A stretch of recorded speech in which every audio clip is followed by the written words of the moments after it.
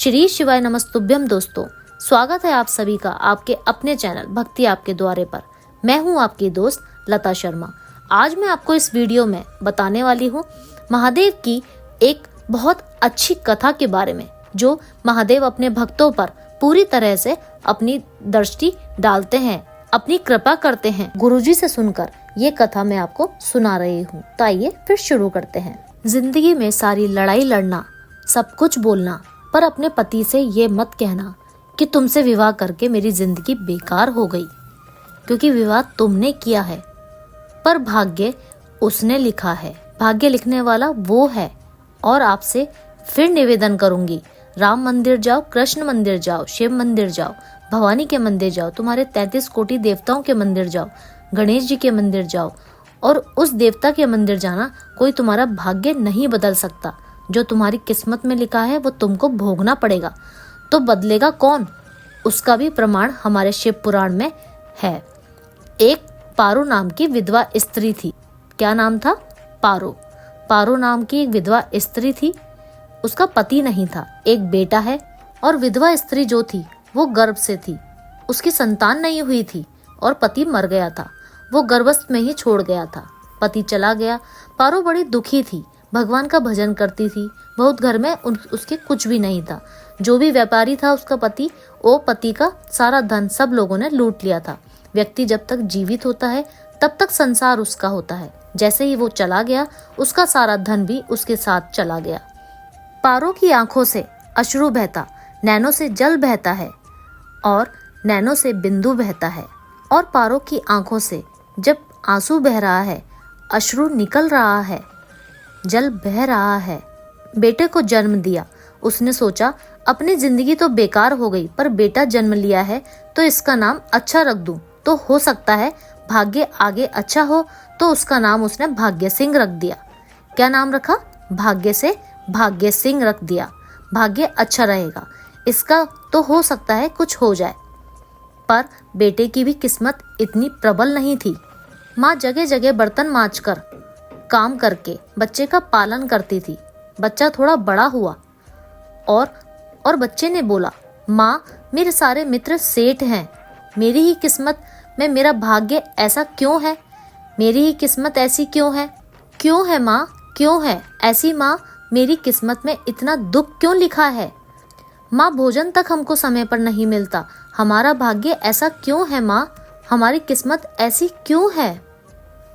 माँ कहती है, बेटा जो ललाट पर लिखा होता है उसे कौन टाल सकता है? माँ बच्चों को समझाती है। माँ बच्चों को कहती है। धीरे धीरे समय निकलता है।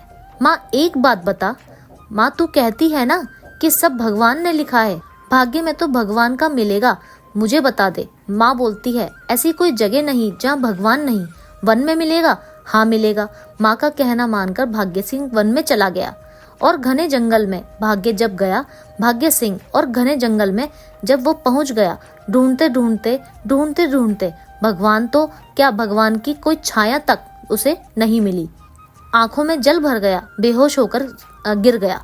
शाम का समय था। विष्णु और लक्ष्मी जी निकल रहे थे। लक्ष्मी जी और विष्णु जाते जाते उसको देखकर रूप बदल के उसके पास गए। बेटा आपका क्या नाम है? हमारा नाम भाग्य सिंह है। कहाँ जा रहे हो?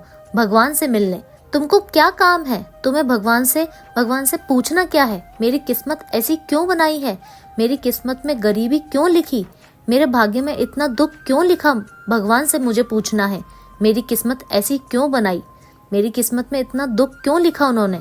भगवान बोले, ये तो भाग्य की बात है, सबके भाग्य में अलग अलग होता है। नहीं नहीं, मुझे भगवान से पूछना है कि मुझे इतना गरीब क्यों बनाया। मैं बहुत दुखी हूँ। भगवान से प्रार्थना है कि मुझे मेरी जिंदगी का अच्छा कार्य कर दीजिए। लक्ष्मी जी को दया आ गई। नारायण से बोली, प्रभु इसको कुछ दे दो, थोड़ा सा इसके कृपा कर दो।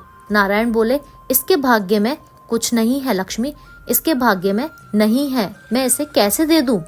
लक्ष्मी मैं दे तो दूंगा, पर इसकी किस्मत में नहीं है। लक्ष्मी कहती है, आपका काम देने का है, आप तो दे दे भगवान। लक्ष्मी जी के कहने पर नारायण ने उसको एक हीरे का हार दे दिया। हीरे का हार लेकर वो बहुत प्रसन्न हो गया। हीरे का हार मिल गया और हार लेकर वो चल दिया। और चलते चलते उसने सोचा मेरी मम्मी को दूंगा, मेरी माता को दूंगा, माँ बड़ी प्रसन्न हो जाएगी। हीरे का हार लेकर जा रहा था। इतने में उसने सोचा कि मैं कर्म कर लेता हूँ। उसने सोचा कि मैं इस हार को कहाँ पर रखूं जिससे मैं इसको आते समय वापस ले लूंगा। और तो उसने क्या करा, उस हार को पत्थर पर रख देता है। अभी मैं आऊंगा तब मैं वापस ले लूंगा। हार को उठाकर घर लेकर चला जाऊंगा। सोचा कि कर्म के लिए वो चल दिया। हाथ धोकर आया, इतने में चील उड़ती उड़ती आई, उसका हार लेकर चली गई। आकर वो रोने लगा। माँ को जाकर उसने कहा, माँ किस्मत तो देख, इतना जोरदार हार मिला था हीरे का, पर भाग्य में नहीं था। और इतने में वो चला गया। फिर वो रोता रोता भगवान के पास पहुंचा और रोता बिलखता वो फिर से वन में पहुंच गया। वहां पर उसे फिर से प्रभु मिले और प्रभु ने कहा, अब क्या हुआ? तो उसने कहा, हीरे का हार मेरा वो चील ले गई। तो प्रभु ने कहा, अब देख भाई, अब तेरी किस्मत में जो था वो मैंने तेरे साथ कर दिया। अब ऐसा काम कर, तू ब्रह्मा जी से जाकर के मिल। ब्रह्मा जी कहाँ मिलेंगे? तो उन्होंने कहा, यहाँ से आगे जा, वहां पर ब्रह्मा जी तुम्हें मिल जाएंगे। ब्रह्मा के पास वो गया। ब्रह्मा जी ने कहा, क्या हुआ? ब्रह्मा जी, मेरे भाग्य में गरीबी लिखी है, कुछ अच्छा कर दीजिए। ब्रह्मा जी कहते हैं, तुम्हारा भाग्य में जो लिखा है वो तुम्हें भोगना पड़ेगा। नहीं नहीं, आप कृपा करो। लक्ष्मी जी ने नारायण से कहा, इसको कृपा कर दो। भगवान ब्रह्मा जी ने कहा, चलो इसका भाग्य बदलने के लिए इसको एक हीरे की अंगूठी दे दो। भगवान ने उसको हीरे की अंगूठी दे दी। अब हीरे की अंगूठी दी, फिर वो लेकर इसको चला गया। वो बहुत खुश था, अब मुझे हीरे की अंगूठी मिल गई, अब मुझे हीरे की अंगूठी मिल गई। इतना प्रसन्न होकर जा रहा था। इतने में उसको प्यास लगी। उसने सोचा पानी पी लेता हूँ। तो जैसे ही वो पानी पीने के लिए नीचे झुका तो अंगूठी पानी में लुढ़क गई। लुढ़कते हुए एक मछली ने उसे निगल ली। अंगूठी भी हाथ से चली गई। देखिए, कोई कितना भी साथ दे दे, पर भाग्य में अगर सुख लिखा होगा तो वह अपने आप आपको मिल जाएगा।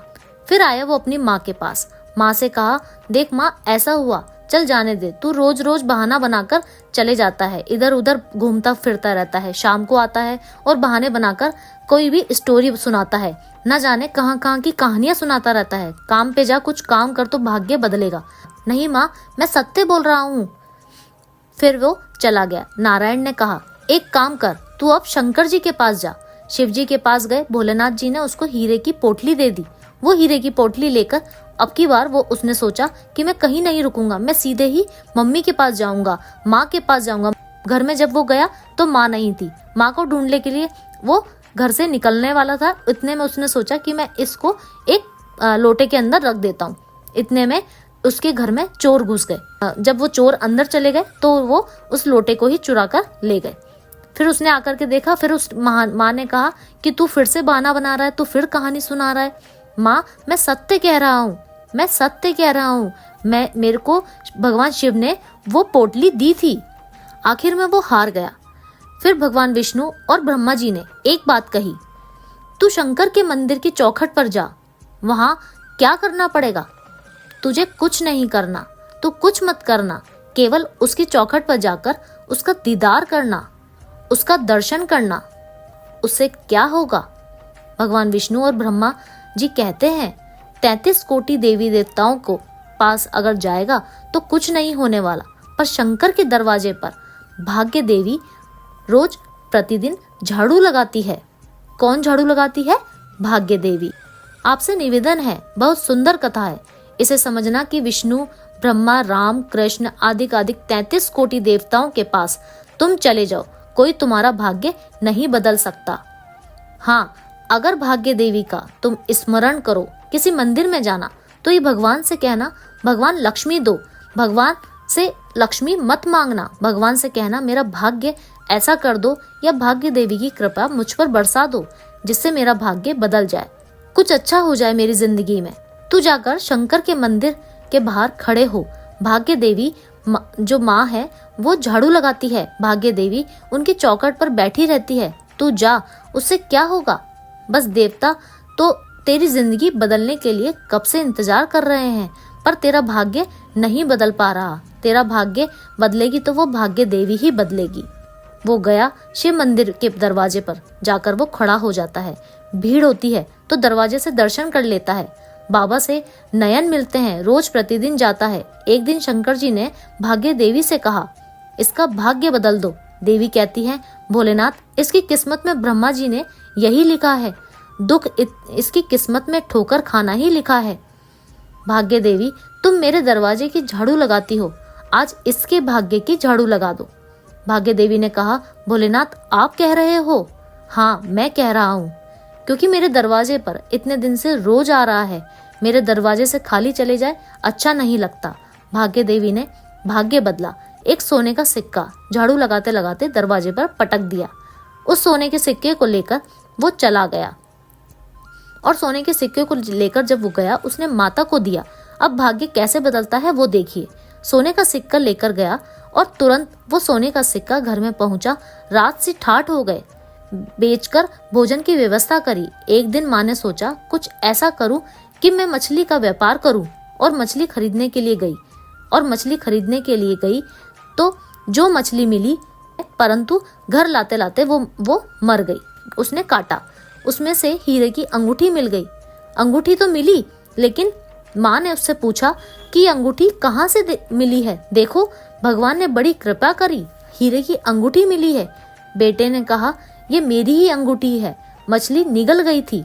माँ ने कहा, बेटा जाओ, थोड़ा आज ब्राह्मण भोजन करने आएंगे तो थोड़ी सी लकड़ी काट कर ले आओ। बेटा लकड़ी काटने गया, एक पेड़ पर, सूखे पेड़ पर चढ़ गया। लकड़ी काटने के लिए काटते काटते उसको पेड़ की डाली पर एक हार टंगा दिखा। वह हार वही था जो हीरे का जो हार था, जो चील लेकर गई थी, वह हार उसे प्राप्त हो जाता है। रास्ते में उसे प्यास लगी तो उसने सोचा कहीं पर एक बर्तन मिल जाए, तो उसे वही लोटा मिला जिसे वो चोर चुरा कर लेके गए थे, जिसमें वो हीरे पड़े हुए थे। वो हीरे उसे मिल गए। जब भाग्य बदलता है, जब भाग्य चलता है, तो सारी रास्ते अपने आप खुलते जाते हैं। जब भाग्य नहीं चलता तो चाहे कोई हीरा भी दे दे, चाहे कोई सोना दे दे, चाहे कोई चांदी दे दे, फैक्ट्री खुलवा दे, तो भी कुछ दिन में ही वो ठप्प हो जाता है। भाग्य चलेगा तो धन आएगा, भाग्य नहीं होगा तो फिर कुछ मत करो। क्या करना है बोलो तो? जब भाग्य अगर दिक्कत दे तो कहीं जाने की आपको जरूरत नहीं है।